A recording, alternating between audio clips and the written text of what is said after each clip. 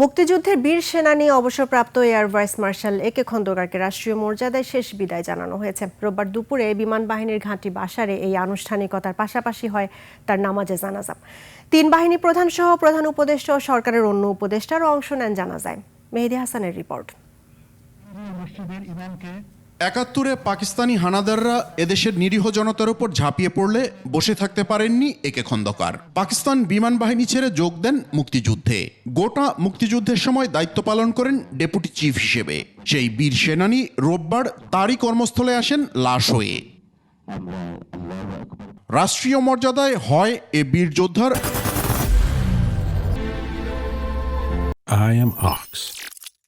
Funeral parade. এ সময় পরিবারের পক্ষ থেকে বক্তব্য দেন পুত্র জাফরুল করিম। আমার বাবা যদি কাউকে কোনোদিন মনে আঘাত দিয়ে থাকেন, প্লিজ ওনাকে মাফ করে দিবেন। আর কেউ যদি আব্বার কাছে কিছু পাওনা থাকে, নিশ্চয়ই আমাকে বা আমার বোনকে ঘটনা ও আমার ভাই আরেফকে আপনি যোগাযোগ করবেন। এরপর তার জানাজায় অংশ নেন প্রধান উপদেষ্টা, উপদেষ্টা পরিষদের সদস্যবৃন্দ, তিন বাহিনী প্রধান সহ ঊর্ধ্বতন সামরিক বেসামরিক কর্মকর্তারা।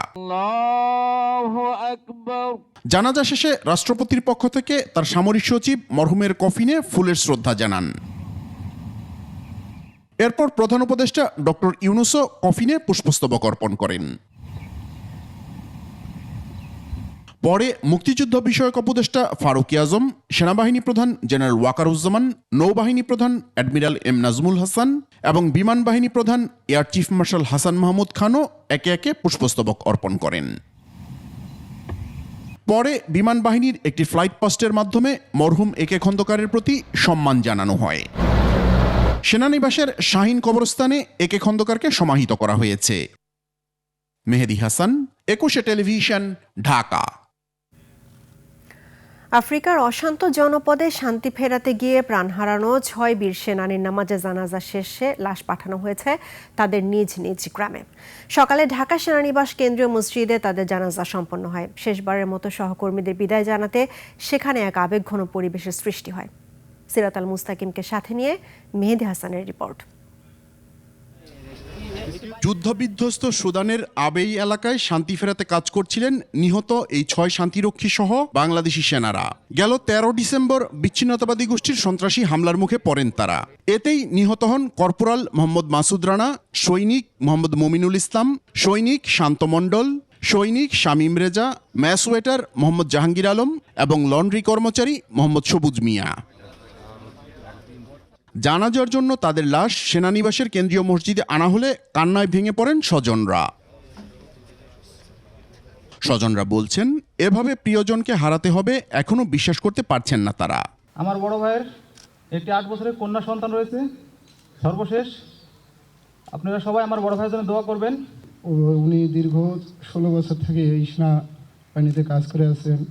উনি চলার পথে যদি কারো মনে কষ্ট দিয়ে থাকেন আর তাকে আল্লাহর কাছে সবাই মাফ করে দিবেন।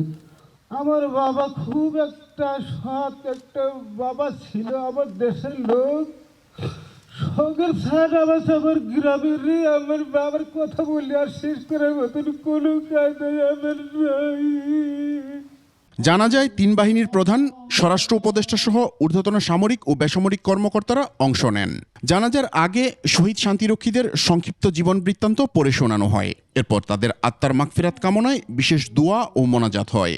তিনি গত 13 ডিসেম্বর 2025 তারিখে আনুমানিক 1540 ঘটিকায় জাতিসংঘ শান্তিরক্ষা মিশন ইউনিসফায়ের অন্তর্গত কাদুগুলি লজিস্টিক বেস সুদানে সন্ত্রাসী গোষ্ঠী কর্তৃক ড্রোন হামলায় শাহাদত বরণ করেন। জানাজা শেষে প্রধান উপদেষ্টা ও রাষ্ট্রপতির পক্ষ থেকে শহীদদের প্রতি ফুলের শ্রদ্ধা জানানো হয়, দেয়া হয় রাষ্ট্রীয় সম্মাননা। এ সময় জাতিসংঘের এক প্রতিনিধি নিহতদের পরিবারের হাতে স্মারক হিসেবে জাতিসংঘের পতাকা তুলে দেন।